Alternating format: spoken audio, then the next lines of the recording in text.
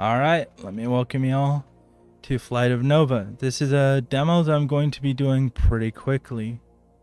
Did I click the right thing? Let's see. Well, that's off to a great start. Okay, I did click the right thing. So, first things first, this is a really good flight space sim with realistic physics. It's in the vein of Orbiter. You can see in the lower right, it tries to give some useful stuff if you've played Orbiter, but I'm going to say right now, my biggest complaint is the in-flight UI is awful and not really well situated. So you have speed indicated below the primary flight display. You have altitude, that's altitude above sea level on the left side. You have a VVI on the top left, but again, that's it. There's no HSI information, no compass rose or anything tied up on your PFD.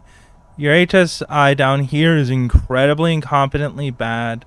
Like, you don't have the ability to easily navigate the way you need to.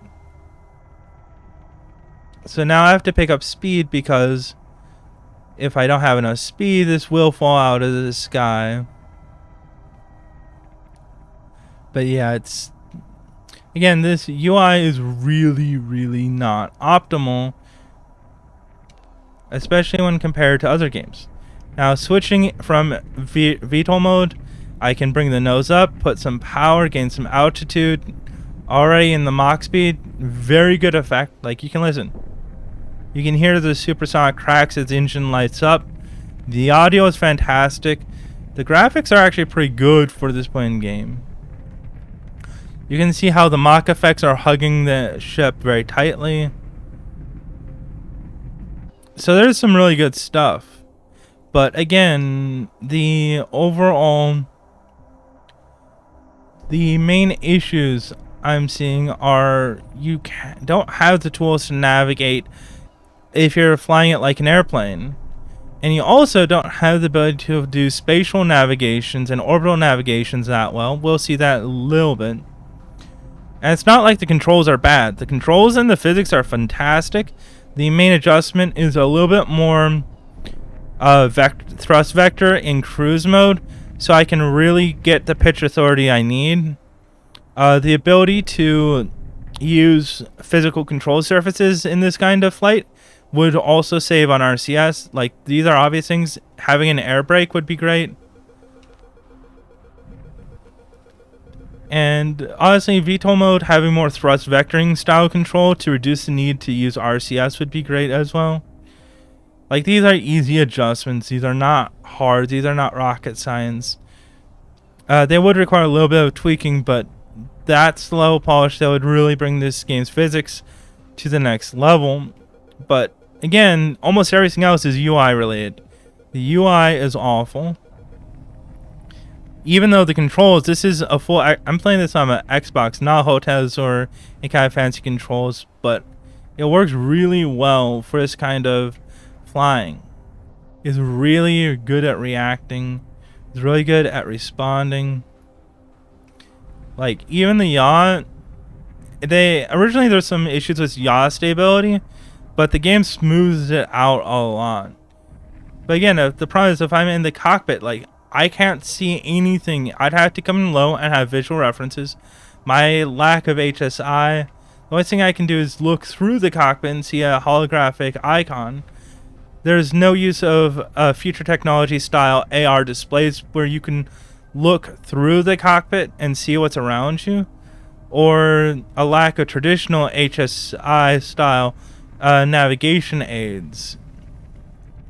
But like, I can bring it under control, I can center it, I can walk it into position. A little bit more thrust vectoring would give it a little bit more control. There you go, parked. It's not super hard, it's not super intimidating. If you're used to flying an aircraft, you're slow and gentle on the controls, you manage your VVI, you're basically going to be able to fly these pretty easily.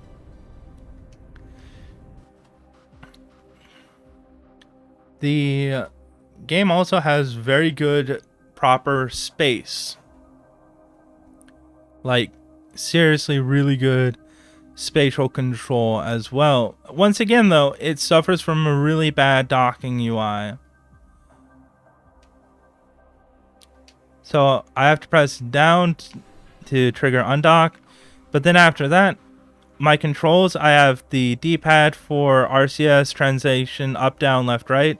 I roll forward, back, roll left and right, so pitch and roll. I have yaw, roll. I have A and left trigger for forward and back. So the controls are natural. They're a little bit more complicated than expected. You do get kill rotation on X, though it doesn't kill translation, which is a good thing because if you kill translation, you would burn a lot of fuel or fall into the planet. I do wish that if you don't have your engines active, you should at least be able to have the ability to use your trigger for the forward and back RCS, but whatever. It's not the end of the world. Once again, cockpit instrumentation is really, really bad. A lack of a localizer, a lack of any kind of guidance, lack of controls. You do have a nav system. Honestly, again, nothing really clickable here except for the X. It's very unfinished in that regard and needs work. Also, we have a VVI that, again, in this situation, top left, like, that's completely useless because that's only in a frame of reference for in regard to a planet. We're only caring about our frame of reference to this docking pad that we're approaching. I do like the fact that in orbital command, all your controls are displayed there. That is a good UI display. I do wish we could turn it off so that as we get better, we know what we're doing. But for newer players, this is good. It gives them an easier reference. I don't like the kill rotation audio. That's the only audio I don't like. I don't like the ease of control.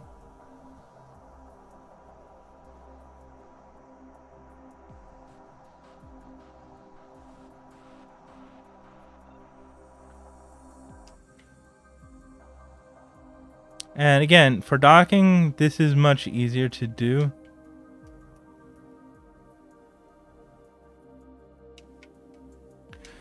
But also, again, the graphics this game has, it's the art style. It's very, very good for what it is. Like, this looks more polished than a lot of other space games I've played. And if you played Orbiter, this is way more polished. Also, here's a really good example. I don't have a localized velocity vector anymore in 3D. Why? Alright, let's arrest the speed, contact, thrust in, lock, and down. But again, it's not the greatest thing in the world for UI. Because the UI design is poor, sign that, again, this kind of mission is entirely done via visual reference points. But we should have electronic visual aids because, again, that's how you actually fly a spaceship. And whether you want to do it with VR style or AR style displays, or if you want to do it with a more traditional in-cockpit display, that's entirely up to you. Both options work fine, but it needs to be something that is more controllable because the UI doesn't quite fit. Now this is the final part where we're going to be doing a re-entry.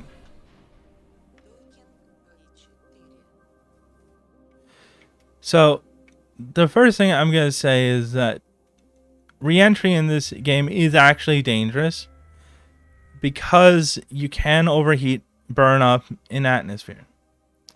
One thing I don't like though is that you don't have a good Like, that's a local reference velocity indicator, but that's not where we're actually going.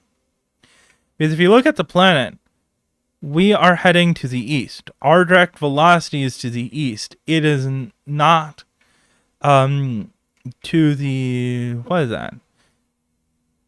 Northeast. Is due east. So it's only localized northeast because we burnt away from it and broke reference point. I'll go a little bit further out and that should pop off, but there's no way for me, for example, switch navigation mode to say, hey, now I'm not there, I'm actually...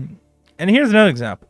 The UI in the upper left is your orbital information, but the numbers are so tiny and small, it's really hard to read, and it's frustrating to deal with. Like, that's something that needs polish substantially.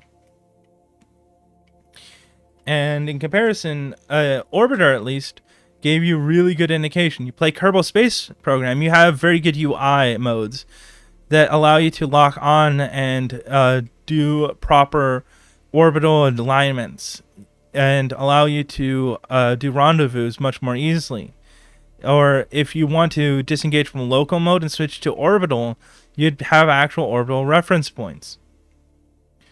I don't have any reference points from this UI that tell me where my direction of travel is and where the counter rotation is. And you might be asking, well, why is that so important? Well, if you've never done orbital deorbits before, you have to aim in the direction away from your direction of travel and burn. So, to make this orbital correction, I'm going to begin by rotating this ship. And again, the auto is really good. I'm going to line up so that it is about level. And then I'm going to use the compass and aim west because I know I'm heading in the eastward direction. And I figured that out through visual measurements. So now I line up on west. But my local, that's way off to the side. That's not accurate. So now all I do is I burn and deorbit. Again, the ship can exceed the G-force limitations of a human pilot. Alright, now we got the Parapsis below the surface. That's fine. I'm going to flip over. And this is going to take a few minutes. I'm not going to speed it up. So I can talk about other things. So only now after I've done this burn do I have a total velocity vector. That's the blue icon. That shows me where the computer says I'm going.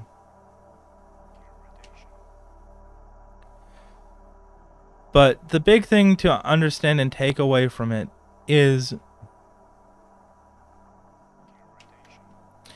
that these are the kind of things that you engage with. Like, you need UI to have proper reference because we are traveling at 700 and 7500.9.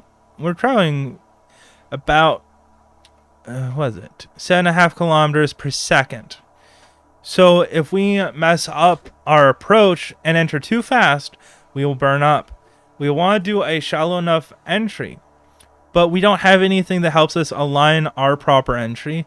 If we're trying to get to a certain point so we can glide at terminal delivery to a specific point to land, there's nothing that helps us guide us there. And keep in mind that depending on how you want to approach, and I have tried it, you can slow down to only a few kilometers, to 1 or 2 kilometers per second and fall in and use your thrusters to decelerate. That way, that is totally viable. That burns a lot more fuel, but you can do that. But again, the game lacks proper modes of navigation. Again, this is a nav system. Like, I can't even see any surface bearings or anything. Like, a lot of this is not enough information to figure anything else.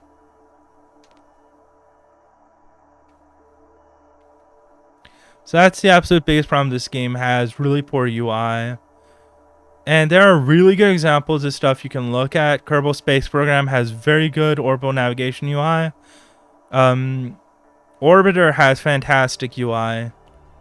And if you want to take it your own way, make it a AR style, being able to see through the cockpit, or have a lot of stuff displayed onto your vision point of view, that is totally fine.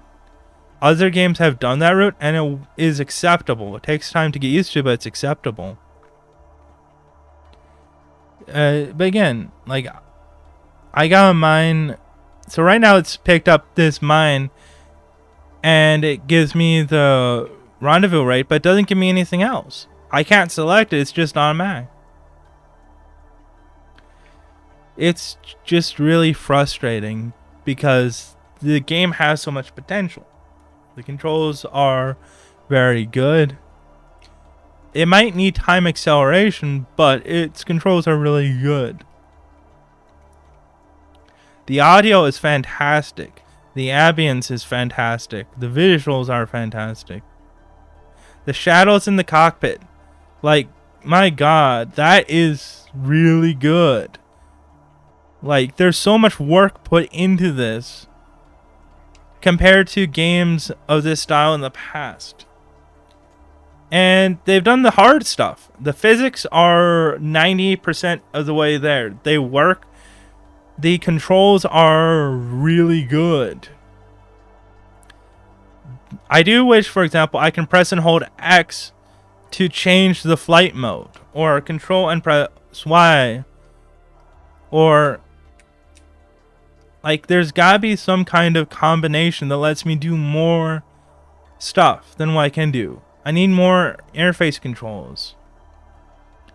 I need better navigation.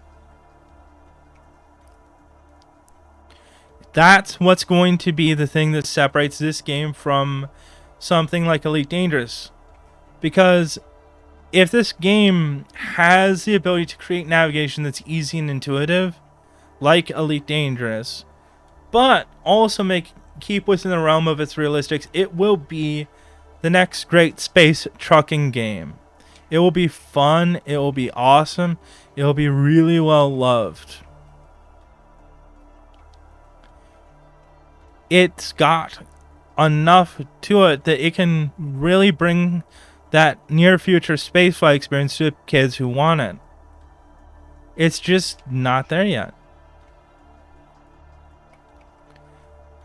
Now, this game does use a planet that's similar to Earth. However, it's notable that the planet's gravitation is listed at what? 9.58, which is pretty close to Earth.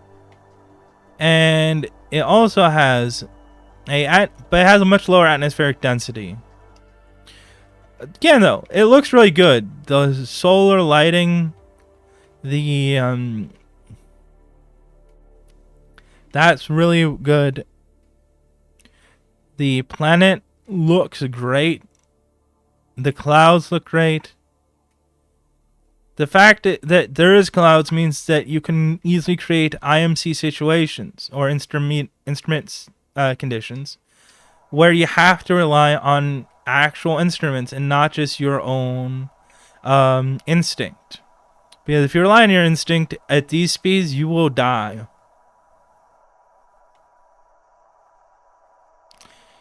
So that's pretty good. You notice that we're descending about 1/4 of a kilometer per second. Right now, we're going to hit the atmospheric line pretty soon, as we're 130 kilometers. So give or take about a minute. As we hit the atmosphere, we're going to start decelerating because of atmospheric drag. And keep in mind that I'm using a shallow descent pattern. So now the other thing to know is that we do have VTOL engines, so we can use VTOL thrust to help give us some extra lift if we need it, to avoid sinking too fast and burning out. Which is nice. This is more forgiving because of that. IRL, you probably wouldn't have a spacecraft that could do this. You'd need to get a good approach vector regardless. But again, it's definitely notable. Also note that we are descending faster now. Now it's nice to note that we have latitude and longitude displayed, but if you're in orbit, you don't care about latitude and longitude in the same way that you would with a lot of others. You care much more about things like eccentricity or elevation. Stuff. Well, there's a lot of other stuff you care about. Again, it's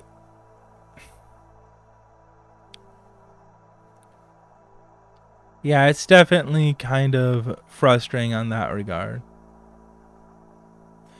So we're about 5 kilometers up, which at the rate we're going is about 10 seconds till we hit upper atmosphere. And I'm just going to let the control stay neutral. I'm not going to trim it. I'm not going to make any adjustments. As atmosphere starts to come in, as we hit the Kármán line, you'll notice that the nose is going to slowly come up as we start descending. It'll take a little bit. You'll also notice that the display also now indicates a Mach number and a kilometers per hour. I don't know why we need kilometers per hour, but you also see the atmosphere start coming up. And then, as the pressure reaches a certain amount, the nose, I don't know why, but the automatic control just wants to fire down. So I'm going to correct by bringing the nose up. This way we can start arresting our descent rate.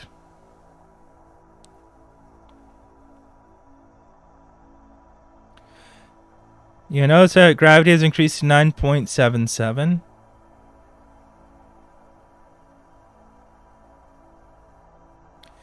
And you'll notice that our descent rate is slightly going down.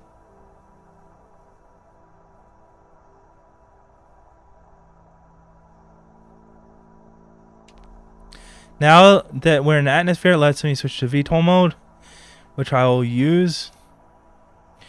But you'll see that our altitude is still descending pretty quickly, but our descent rate is still at 318 meters a second, so it hasn't decreased that much. As we get into higher pressure, the temperature starts going up. And you can really see the pressure wave build up. Now, the reason that the temperature goes up, by the way, is because we're compressing air. And as you compress air, the temperature goes up. Now, for these ships, as long as you keep it under 1100 degrees Celsius, the ship is mostly going to be intact.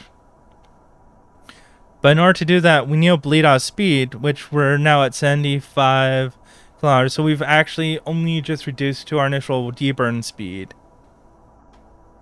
And I don't know, I don't like how the front RCS are triggering as much. It feels like it's getting in the way. As we exceed 900, we start seeing the metals in the air go plasma.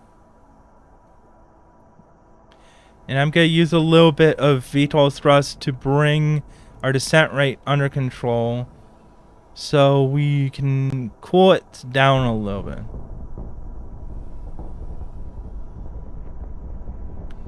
Around 1,000 degrees, it really gets hot. Well, obviously it's really, really hot, but again, the sound is fantastic.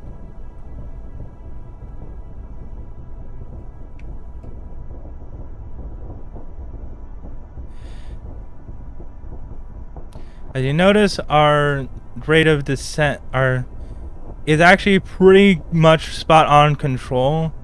We could probably let it go down a little bit, but this is where we want it.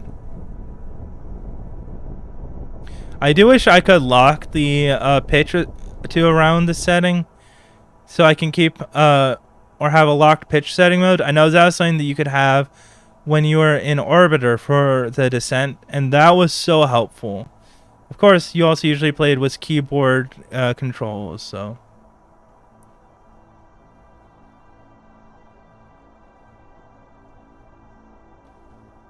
Anyway, we are now at about 6 kilometers per second.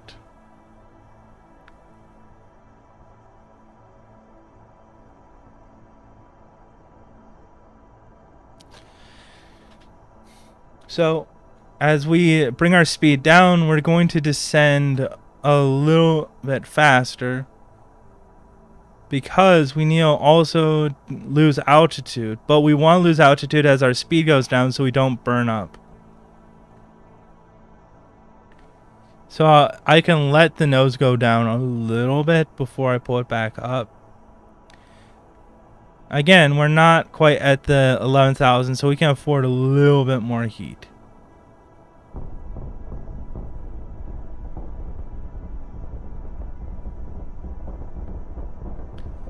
And again, I do think that you could have a little bit more non-RCS pitch authority. Although we don't have that much air density, so I can understand why. As the airspeed drops off, the Mach numbers also going to rapidly start dropping. So we're at Mach 14. That's coming down pretty quickly. So that's going to keep us from overheating.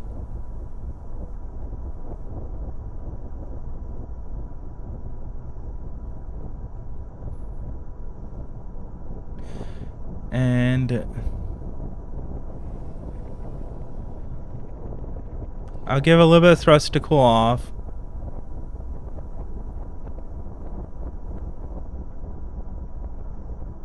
But yeah, we're right on the temperature curve that we can handle and be fine.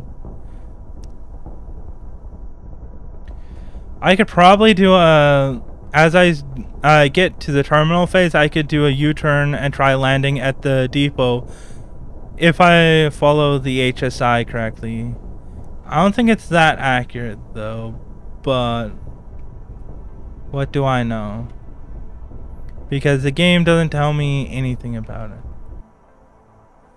Alright, temperature's coming down, but descent rate is going up, but we're below 3 kilometers per second.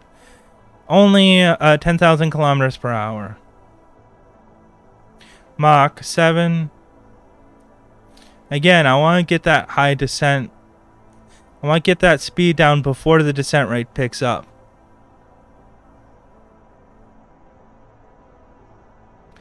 Although now that we're cooling off, I can start turning it around. Since we're under 2 kilometers per second.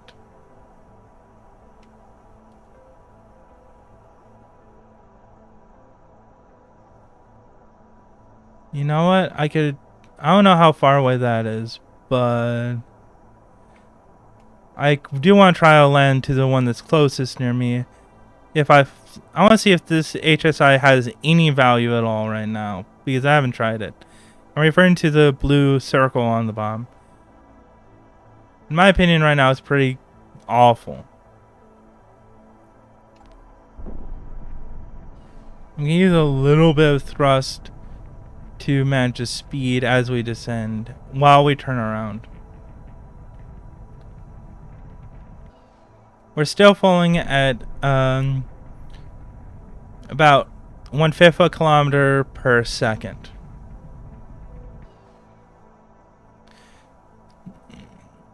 Again, we should be in very controllable. I don't know why we don't have any physical control surfaces. This would be a perfect situation to use it.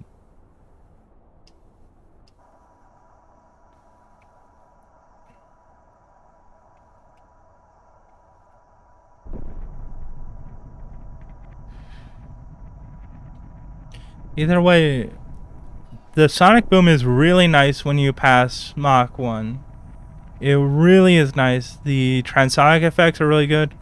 The stability of the aircraft is pretty good. The nose drops a little bit when I let pressure go, but it's not like it flops massively. So it has the characteristics that it should have. And here's the thing. I don't know how far away this is, or if that's even a ground base. I just know that if I am facing the dot on the map, and I don't know how far it is,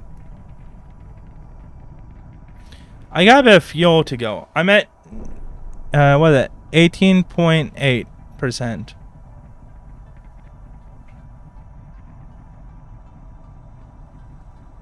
But I don't see anything else to land on, so it's either that or I can land on the surface.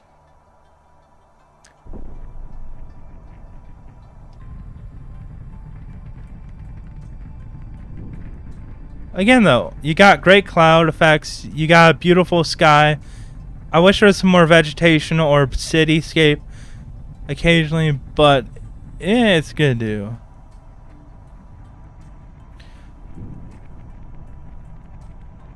I'm gonna try to keep a little bit of altitude. Throttle control is very weird, though. It's really hard to get the throttle just right, so I'm not burning all my fuel. You do go through fuel very quickly.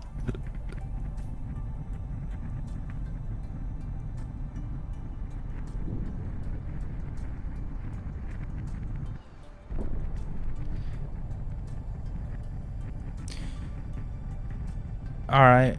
We are getting closer, but I don't know how much further to that location.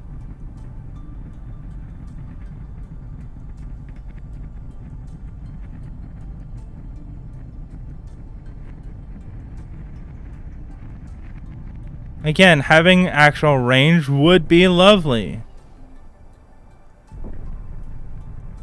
So we're now down to 15%. Again, this is why having good deorbiting controls would be great, because it means, oh hey, you can actually... Also, this terrain is really rough, so I really don't want to land here. Like, my god, this is... unpleasant area to land in.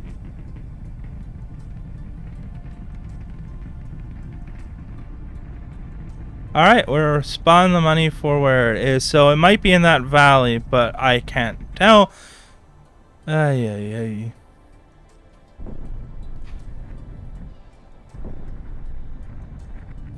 So now we're down to 14.7% fuel. As you can see, we're burning through fuel very quickly. The deorbiting burn itself was only 0.25% fuel. So that's hardly anything. But trying to do this is using a lot of fuel.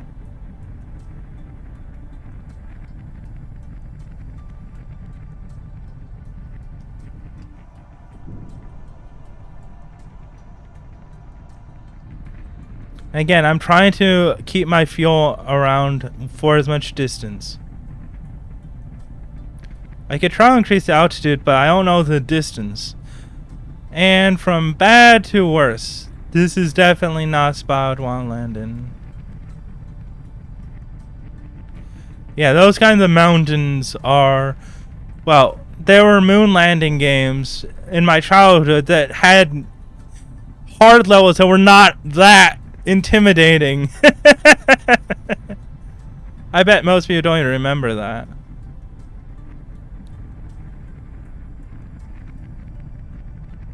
But either way, there's a lack... The lack of good UI makes this much more awkward, and I really don't think I got the fuel to go there. Again, I can't really tell. I'm nearly down to 12. At least we have RCS for days, so...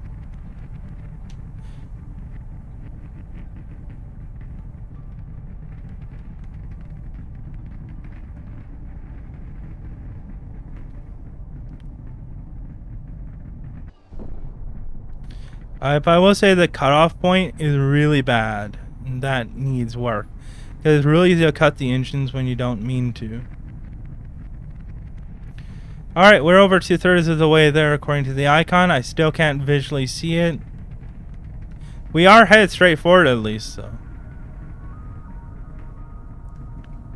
Also, we have no more orbital information once we're this low, so... Wonderful.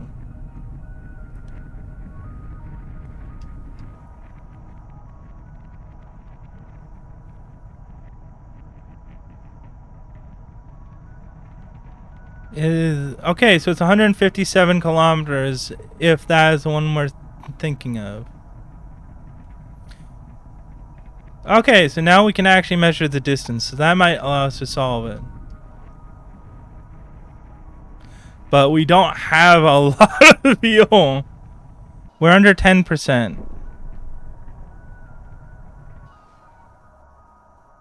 And we bleed so much speed. It's...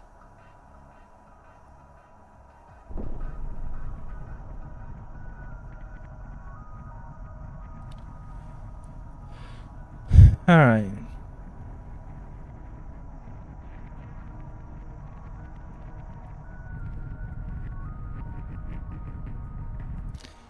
It might be a problem if it's on the other side of that mountain, too.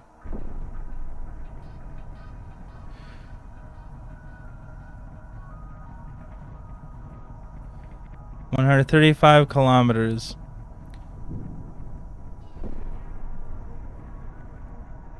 133 kilometers. 132.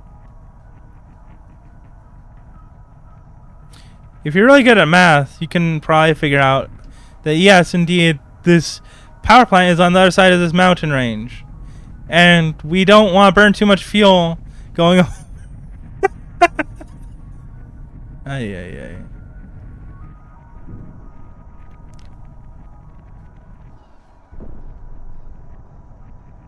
Again, there really needs to be a better way to do these kinds of things.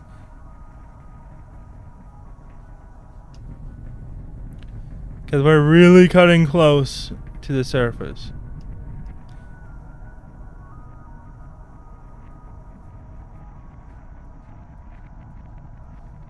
Yeah, we're gonna be we're really gonna cut it close. I might not even have enough fuel to land. Like, that's how close. If I can get to it though, I'll be happy.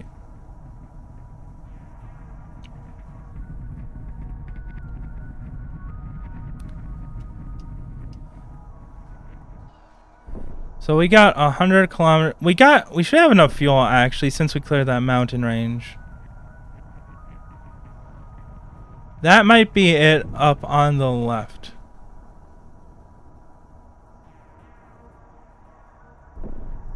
But this makes a terrible glider.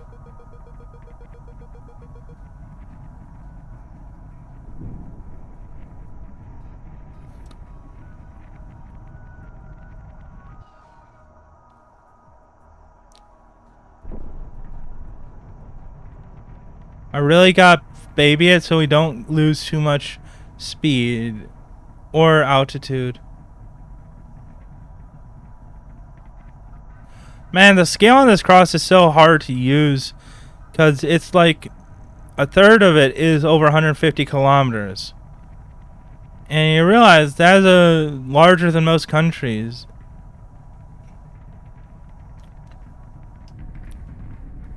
Or if you're in the US, that's like a state or two.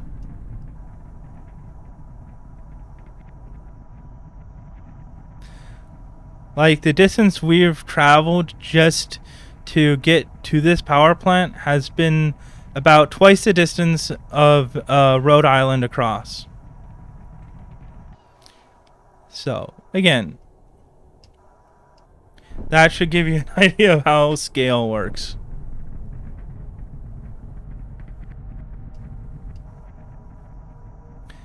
So we got 73 kilometers. And again, gliding characteristics are awful.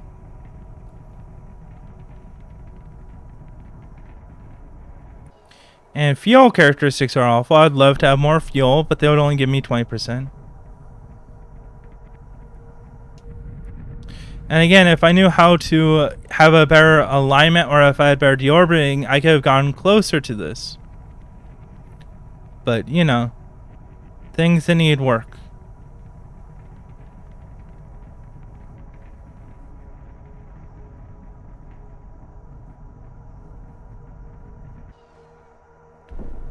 So with mental mass, I know we have enough fuel to get there with about 2.5% fuel, give or take.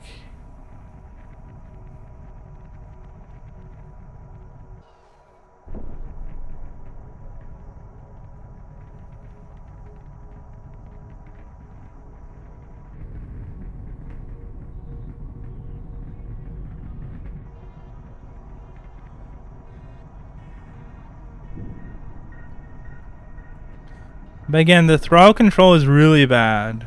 I don't think it's good for this kind of flying, especially when you're trying to manage your fuel very precisely.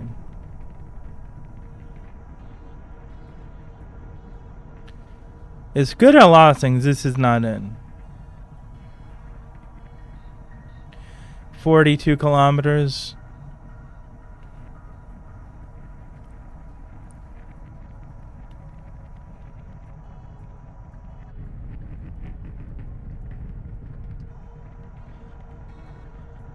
I think it might be that structure off to the left. So I'm going to make a turn to line up for it.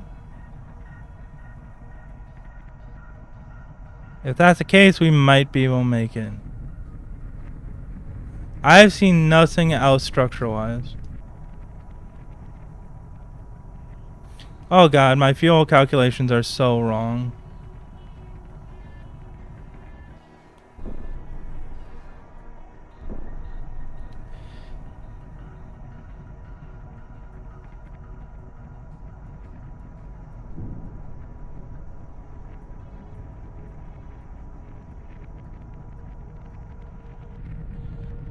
Best thing I can think of is just boosts like this. 2%. Oh, this is really cutting. Get some energy. And then VTOL it the rest of the way there. This is...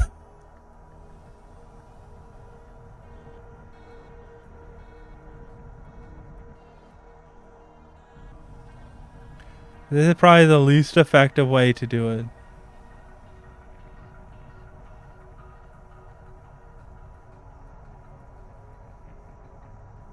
I bet you if I get close enough, they'll at least be able to pick me up and put me back in. Or at least run some fuel out to me.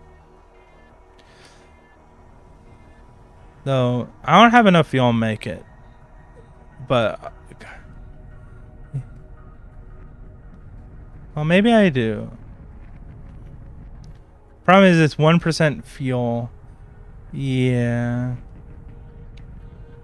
I can ground effect it a little bit closer. But the rate of descent is too high.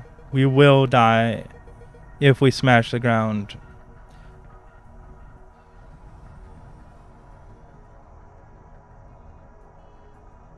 This is bad. This is really bad. This is really bad.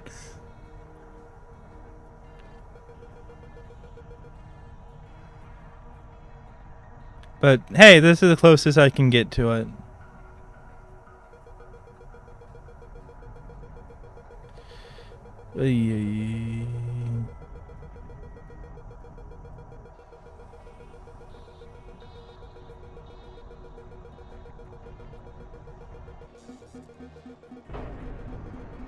Okay. Okay. A little bit of damage, but landed. And no fuel loss. Okay, not too bad. Anyway, that'll wrap up for this review. If you stuck through and watched the whole thing, overall, the UI is the biggest problem. You need a better UI to communicate how to actually run good courses so you can navigate yourself and do effective approaches. And keep in mind, the fuel management is critical. Not being able to do that is such a big deal. Either way, I wish you all a wonderful day. And do support this game. Wishlist it if you like this kind of game. And give them good feedback on their forums. And, give them a shout out. This is a great game. I'm linking it in the description. I do hope good things happen.